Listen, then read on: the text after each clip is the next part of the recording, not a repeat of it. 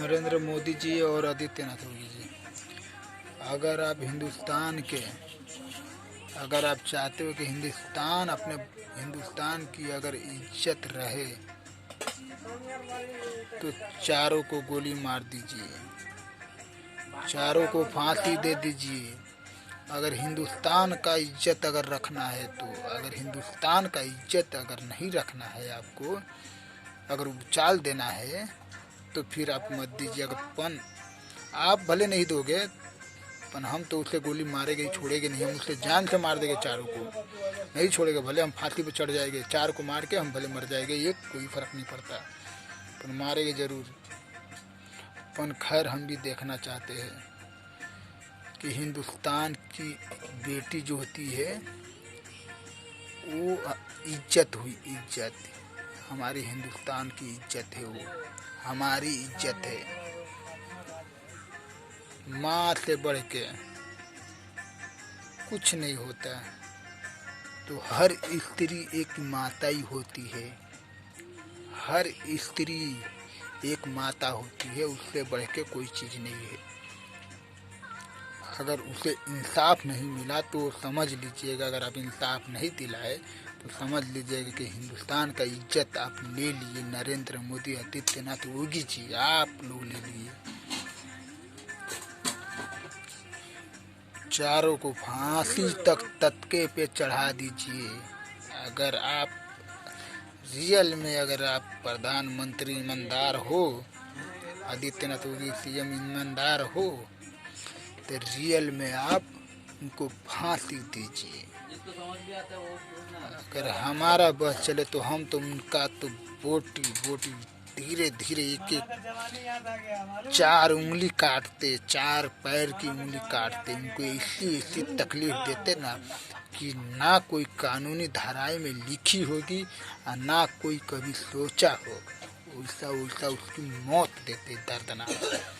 बहुत उनको रेप करने का कीड़ा है ना, सब कीड़ा हम एक ही दिन में निकाल देते। अगर हमारे सामने अगर रहते ना तो हम तो उन्हें गर्दन पकड़ के ऐंठ देते उनके, उसके बाद से जो होता देखते, फांसी हो चाहे उम्र का है, तो फिर काय की फिक्र, बस अपनी बहन का बदला ले लिया। चार को मार के अगर मैं मर रहा हूँ तो मुझे खुशी है, मैं ये सोचता। फिर भी भारत की सरकार है, हमारी संविधान है, फिर भी हम चाहते कि उनसे एक बार कहे कि अगर भारत का इज्जत बचाना चाहते हो तो उनको फांसी होना चाहिए, या तो गोली मार दो। अगर नहीं बचाना है तो फिर आपकी मर्जी, बाकी हम देखेंगे बाद में।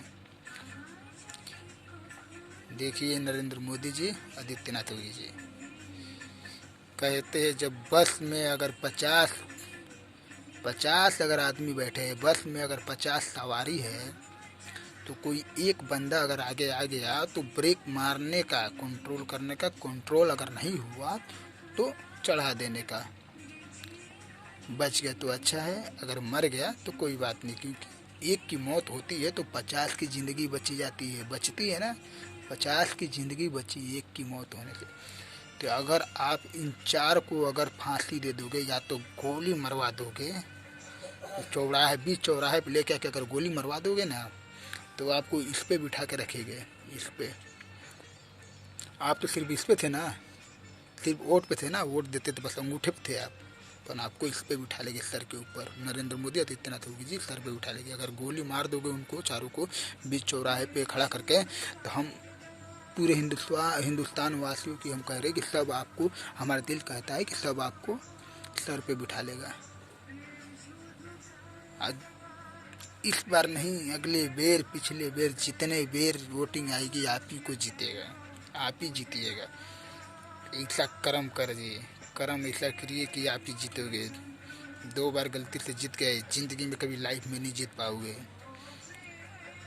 और हारने के बाद क्या हाल होगा नरेंद्र मोदी, आदित्यनाथ योगी जी हो तो आप लोग बूझ ही जाओगे।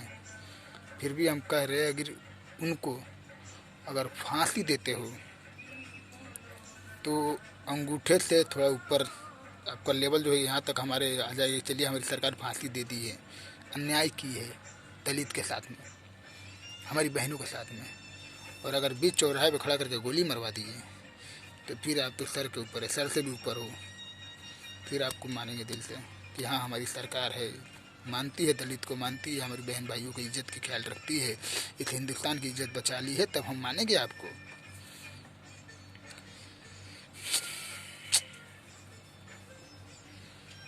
क्या बताएं, कैसे कैसे सरकार बढ़ जाते हैं, मतलब कैसे कैसे सरकार बढ़ जाते हैं, कहाँ कहाँ से बढ़ जाते हैं कि अपनी बेटी अपनी घर परिवार का सोच के और दूसरे की बहन बेटियों को अब गलत और नाजायज़ और क्या बोलते कि कुछ और सोचते हैं दूसरे की बहन बेटियों को। दूसरे की बहन बेटियों को अपनी बहन बेटी नहीं, हिंदुस्तान में जितनी भी आएगी सब सब मेरी बहन बेटियां हैं, सबको बहन बेटी मानते हैं।